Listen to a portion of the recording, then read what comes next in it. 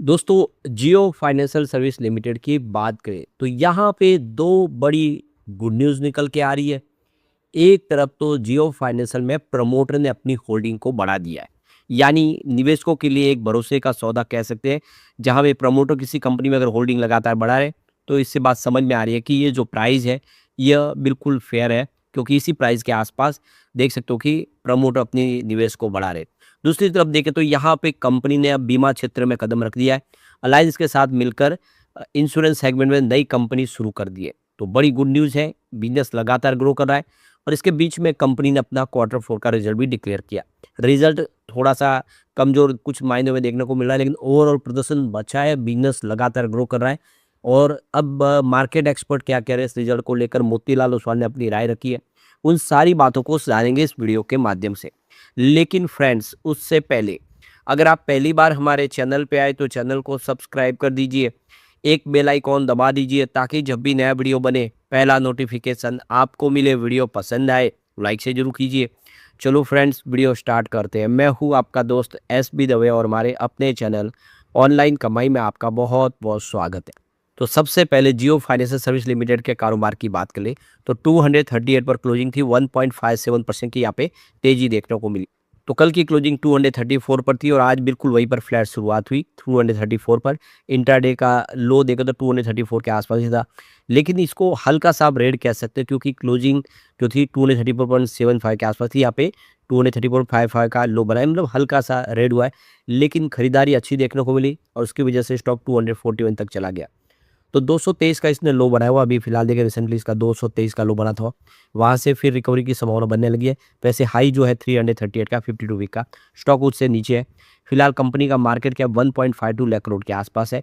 इसका P ratio high है, 96.93 का है। इसकी पेयर कंपनी की तुलना में अगर देखेंगे तो इसका पी रेशियो आपको हाई दिखाई देगा। 0.21% का डिविडेंड पे आउट किया है कंपनी ने। 60 पैसे का पर शेयर डिविडेंड भी दिया है और अभी बिजनेस शुरुआती दौर में, आने वर्ष में डिविडेंड बढ़ता हुआ दिखाई देगा। तो यहाँ पे जो बड़ी अपडेट निकल के आ रही है, ये देख सकते हो कि कंपनी की तरफ से एक्सचेंज को जो जानकारी दी, जिसमें कहा गया है कि 3 सितंबर 2025 को करीब 50 करोड़ वारंट्स जारी किए गए थे। सिक्का पोर्ट्स एंड टर्मिनल लिमिटेड और Jamnagar utility and power limited, ये दोनों ही प्रमोटर ग्रुप की कंपनियां हैं। इनको 50,000 करोड़ के वारंट जारी किए गए थे 3 सितंबर 2025 को। तो यहाँ पे अब देख सकते हो कि जानकारी जो निकल के आ रही है, बोर्ड ऑफ डायरेक्टर की मीटिंग हुई थी आज, जिसमें ये फैसला किया गया है कि करीब 25 करोड़ इक्विटी शेयर जिनकी फेस वैल्यू 10 रुपीज़ है, यह 306.50 प्रीमियम की प्राइस से, यानी जो फेस वैल्यू उसके ऊपर प्रीमियम प्राइस है 306 की प्राइस से इनको शेयर अलॉट किए जा रहे हैं।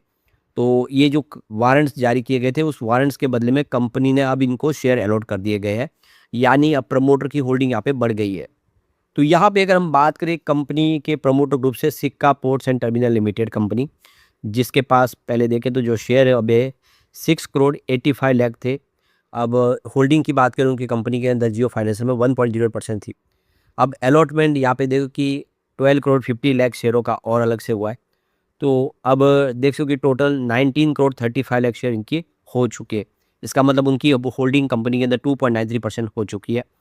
Jamnagar utilities and power private limited की बात करें, जो दूसरी इनकी प्रमोटर ग्रुप कंपनी है, उसके पहले यहाँ पे 12 करोड़ 84 लाख 64,144 टोटल शेयर थे उनके पास और उनकी होल्डिंग 2.02% थी कंपनी के अंदर। अब इनको यहाँ पे 12 करोड़ 50,000 नए इक्विटी शेयर जारी किए गए। इसका मतलब अब उनकी जो टोटल अलॉटमेंट हुई है वो 25 करोड़ 34 लाख 64,144 की है, यानी उनकी 3.84% की होल्डिंग हो चुकी है। कुल मिला के जो प्रमोटर ग्रुप से दोनों कंपनियों की अब होल्डिंग जो है वो 6.77% हो चुकी है, उनकी हिस्सेदारी बढ़ चुकी है। तो पहले 3.10% की होल्डिंग थी, तो अब ये जो नए वारंट्स जो है उसके बदले में जो अलॉट किए गए शेयर, उसके वजह से ये होल्डिंग बढ़ चुकी है। कंपनी में स्थिति मजबूत हो गई है, देख सकते हो कि प्रमोटर की। और एक और जो बड़ी गुड न्यूज़ निकल के आ रही है यहाँ पे, जियो फाइनेंशियल सर्विस और अलायंस ग्रुप जो है यूरोप का, उन्होंने मिलके एक नई कंपनी के गठन की ऐलान की है। तो ये देख सकते हो कि यहाँ पे दोनों के बीच में जॉइंट वेंचर्स बनाया गया है 50-50% का।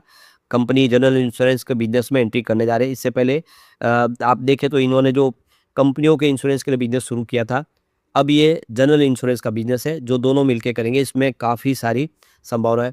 अभी फ़िलहाल देखें तो इसके लिए जो रेगुलेटरी अप्रूवल लेने होंगे, शेयर होल्डर की रज़ामंदी लेनी होगी। तो जियो फाइनेंशियल सर्विस ने तेज़ी से बीमा सेक्टर में बढ़ते हुए कदम को अपना बिजनेस में आगे बढ़ाने के लिए एक बड़ा कदम उठा दिया है। कंपनी ने एक्सचेंज फाइलिंग में जानकारी दी है कि जियो फाइनेंशियल सर्विस लिमिटेड यानी जेएफएसएल और जर्मनी की प्रमुख जो इंश्योरेंस कंपनी अलायंस ग्रुप ने 50-50% की हिस्सेदारी के साथ एक प्राइमरी इंश्योरेंस जॉइंट वेंचर्स बनाने का ऐलान कर दिया। तो अलायंस ग्रुप पहले बजाज के साथ था, 20-25 साल का उनका संबंध था, उन्होंने उस संबंध को तोड़ा और जियो फाइनेंशियल के साथ इन्होंने अपनी नई पार्टनरशिप की शुरुआत की है। अब 50-50% की जॉइंट वेंचर में इन्होंने एक प्राइमरी इंश्योरेंस पिक्चर जो है जॉइंट वेंचर शुरू कर दिया है। तो यहाँ पे इस जॉइंट वेंचर्स का जो मकसद है कि जनरल इंश्योरेंस और हेल्थ इंश्योरेंस दोनों ही क्षेत्रों में सर्विस प्रदान करना। देश में इंश्योरेंस फॉर ऑल बाय 247 के लक्ष्य को मजबूत करने में कि ये अहम भूमिका निभाएगा। तो आने वाले 2047 तक हर व्यक्ति के पास इंश्योरेंस होना चाहिए। इसी लक्ष्य के साथ कंपनी ने शुरुआत की है जनरल इंश्योरेंस की और हेल्थ इंश्योरेंस की। अब जैसे कि आपको पता ही होगा कि आजकल अगर कोई व्यक्ति बीमार होता है तो हॉस्पिटल का खर्च लाखों में होता है। वो एक साथ पैसे दे नहीं पाते क्योंकि हर किसी की सेविंग लिमिटेड होती है और अगर कोई बड़ी बीमारी हो गई तो बिल आपका कई लाखों में हो जाता है और ऐसे में पैसे दे नहीं पाते। लेकिन हर किसी को इंश्योरेंस का सहारा मिलता है। आप थोड़ी थोड़ी इंश्योरेंस के हिसाब से रकम भरेंगे और जब भी आपको आवश्यकता होगी हॉस्पिटल में वो सारा का पैसा आपका इंश्योरेंस के माध्यम से कवर हो जाता है। और इसीलिए लोग अब जनरल इंश्योरेंस ले रहे, हेल्थ इंश्योरेंस ले रहे और हर तरह के दूसरे इंश्योरेंस के जो प्रोडक्ट है वो खरीद रहे। अब लोग अवेयर हो गए इंश्योरेंस के प्रति क्योंकि एक साथ में पैसा नहीं कोई एडजस्ट कर पाता, बड़ी बीमारी में बड़ी मुश्किल हो जाती है। तो ये देखो कि कंपनियों के बीच ये समझौता पहले जुलाई 2025 में घोषित किया गया था, जिसे अब बाइंडिंग एग्रीमेंट के जरिए औपचारिक रूप दिया गया है। जेबी को शुरू करने के लिए आवश्यक नियामक के मंजूरी मिलने के बाद ऑपरेशन शुरू किए जाएंगे। तो अभी फिलहाल कुछ अभी इनको अप्रूवल लेने हैं, वो लेते ही ये बिजनेस शुरू हो जाएगा। तो इस पार्टनरशिप के तहत कि जियो फाइनेंशियल की जो डिजिटल क्षमता और व्यापक वितरण नेटवर्क को अलायंस की ग्लोबल इंश्योरेंस एक्सपर्टीज के साथ जोड़ा जाएगा। इसका मकसद है कि भारत के लोगों को व्यवसायों के लिए इनोवेटिव और आसान बीमा समाधान उपलब्ध कराना। कंपनी का कहना है कि भारत की मजबूत आर्थिक ग्रोथ, युवा आबादी और बढ़ते मध्यम वर्ग के चलते बीमा कंपनियों में डिमांड बढ़ रही है। लोग इंश्योरेंस के प्रति काफ़ी आकर्षित हो रहे हैं। तो यहाँ पे ऐसे में जॉइंट वेंचर जो है ये जीवी बड़े पैमाने पर बीमा प्रोडक्ट के लिए डिज़ाइन, डिस्ट्रीब्यूशन और सर्विस देने के तरीकों को बदलने की दिशा में काम करेगा। इसके अलावा दोनों कंपनियां भारत में लाइफ इंश्योरेंस कारोबार के लिए एक अलग समझौते पर काम कर रही है। तो रिलायंस समूह के चेयरमैन मुकेश अंबानी ने कहा है कि जियो फाइनेंशियल सर्विस का उद्देश्य हर भारतीय को सरल, सुरक्षित और डिजिटल वित्तीय सेवाएं उपलब्ध कराना और ये पार्टनरशिप उसी दिशा में एक महत्वपूर्ण कदम है। तो एक बड़ा अचीवमेंट है। आने वाले समय आप देख सकते हो इससे बिजनेस भी ज़बरदस्त बढ़ेगा जियो फाइनेंशियल का। तो यहाँ पे देखिए तो Motilal Oswal ICICI bank, HDFC bank और जियो फाइनेंशियल को लेकर बहुत ज़्यादा बुलिश है। तो मोतीलाल ओसवाल का कहना है कि मार्च 2026 तक कंपनी का एयूम 35% की तिमाही वृद्धि के साथ 25,700 करोड़ के तक पहुंच गया है। इसमें 35% की ग्रोथ है। डिस्बर्समेंट में भी तेजी से बढ़ोतरी हुई है। हालांकि ज़्यादा ऑपरेटिंग खर्च और नए बिजनेस में निवेश के कारण प्रॉफिट घटकर 270 करोड़ के आसपास आ गया। तो ये प्रॉफिट इसीलिए घटा क्योंकि बिजनेस लगातार बढ़ रहा है, उसमें काफ़ी सारा इन्वेस्टमेंट हो रहा है, खर्च बढ़ रहा है, पर इसका जो रिवॉर्ड है आने वाले समय देखने को मिलेगा।